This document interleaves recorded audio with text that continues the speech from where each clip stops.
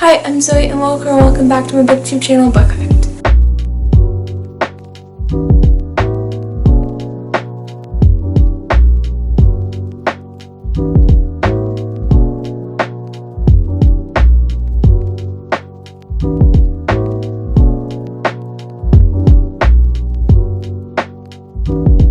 To start off, I just want to say I was in a bit of a slump at the beginning of March and I kind of got out of it.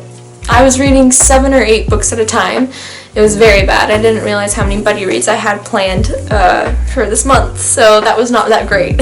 And picked out my TBR for March, and I tried to follow it as best I could, and to be honest, I think I did okay. The first book I read in March was With the Fire on High. I really wanted to love this book so I could buy it because I want the cover so bad. The cover is so pretty, and I just adore it. This author's not really doing it for me. She writes the Podax and Clap When You Land. I'm sure you've heard of at least one of those. I read the Podax and gave it 3 stars, and that's what I rated With the Fire on High.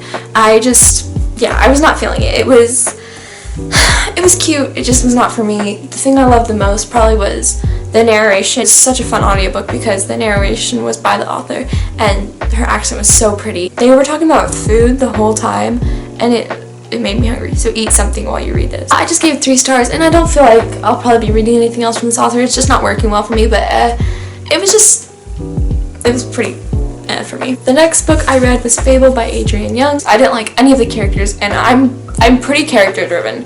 If I don't like the characters, it's really hard for me to enjoy the story, but I also want there to be a plot, you know? It got a bit better as it went on, I have to admit. I don't think any books based in the sea or mermaids or pirates is working for me. I'm not afraid of, like, water. I love the ocean. I don't like being in there because I can't see what's underneath me.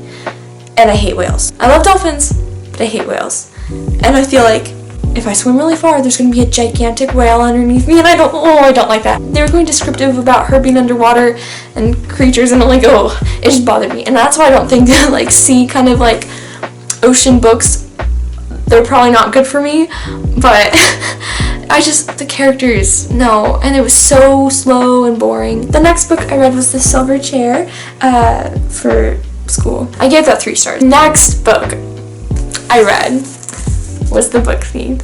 New favorite. No lie, it's a new favorite.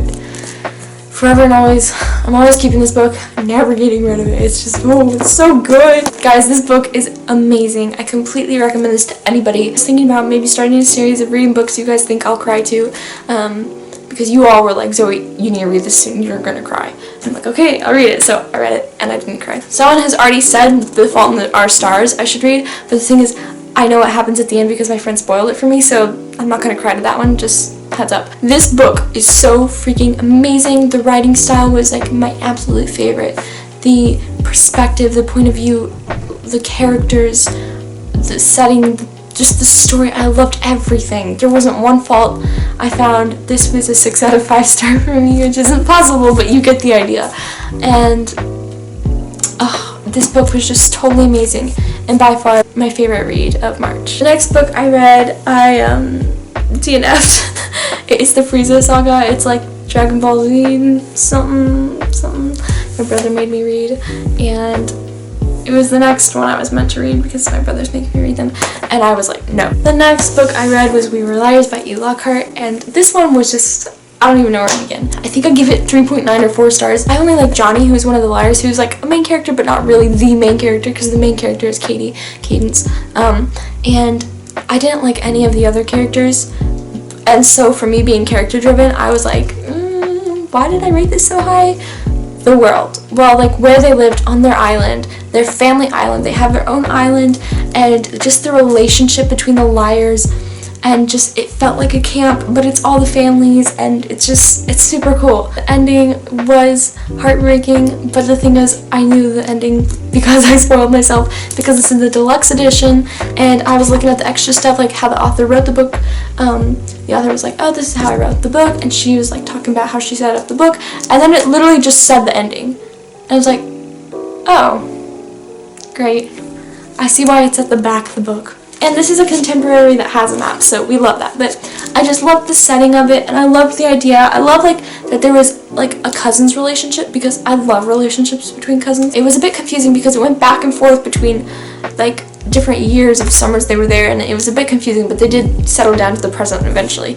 But it was just a weird book, but I gave this 3.9 stars. The next book I read is The Sleeper and the Spindle. It is a short story. I thought it was really pretty at first because the audiobook was just gorgeous. It had this music, it had this background noise, it had a whole cast of people to voice different roles of the characters, and it was just really cool. It's a retelling of Sleeping Beauty and Snow White. It's like a mix of it, and I thought, oh, this is kind of cute. It seemed very classic, though it didn't seem like a retelling, but I just thought it was really fun. And then the twist happened at the end, and it was just weird, and it was not good. But I gave it 4 stars. I probably would have given it 3 stars because I like the whole thing except for the ending, but I gave it 4 stars because of the audiobook. The last book I read was The Divergent Companion. Again, it's that small. This just goes deeper into the world of Divergent and mostly about the personalities and the factions, and it was kind of fascinating. I did skip some chapters just because this isn't like a story. This wasn't like, oh yeah, and then this person does this. It was her sharing her thoughts on specific things that happened. It's only 168 pages, so it's, again, like nothing. I'm cheating. I did really bad this month, I know, excuse that. But this also had like a faction test in it, and see, I've always said I'm either an amity or an abnegation. I took the test in here and it confirmed I'm amity and abnegation. I didn't rate this because this was just more of a lady convincing us of her thoughts, and yeah, it was just interesting though. I read 8 books something just fell. I read 8 books this month. My average is around 10 to 12, so this was a bit worse for me. Tell me your favorite read of March, and let me know what book you're most excited to read in April. Hi, so I filmed this on this video on the 24th or the 26th, I can't remember. Shouldn't have done that if it was March wrap up, I don't know, I was bored. It's the 31st today, when this is going to be coming out, and it's the end of the month. And I wanted to add that I finished Winter as a reread, the 4th book in the Lunar Chronicles series, and I gave it 5 stars because it's my favorite. And I read We Hunt the Flame with Sherilyn and Taylor. I nearly forgot your guys' name, what the heck. I gave that 3 stars. It was very much a classic young adult fantasy, and like, it had so much more potential, and I really wish it just like was more unique and creative. But the enemies to lovers romance in there was like amazing. It was like really good. I loved it. Spot on. But yeah, I just gave it 3 stars because it was very average and like a normal YA fantasy, like I said. The last book I read, like I literally just finished 2 seconds ago, was Truly Devious. I'm giving this 3.5 stars, or like 3.2. I'm giving it 3.5 stars because it was just the first half, or 7, like the first half of the book just felt like a normal contemporary where this girl's going to this new school and she's having this friend drama and boy drama and that stuff. The death only happened like halfway through, and she was in like shock for the rest of it, and she was all confused. And then it was probably about only 75% through until Stevie started actually trying to solve the mystery. But I'm giving it 3.5 because the ending was like, what? There's like, it all happened in the end, and it was like, there's like 4 mysteries going on at the moment, and all of them are solved, and I'm just like, you can't leave me there. So I'm definitely going to continue the series. I didn't really like the first half. It was just very boring, and yeah, I didn't like it. But I love the second half a lot better because it actually got to the mystery thriller part. Also, I love Nate. So yeah, I read 11 books then. If you have any video recommendations for me, please leave it in a link down below in the description. It's the first link you will see. Feel free to spam it. I don't get notifications for it. I just have to check it on my own. But I just would love to see what you guys want to see from me. And thank you so much for watching. It really means the world to me. Love you guys. Bye.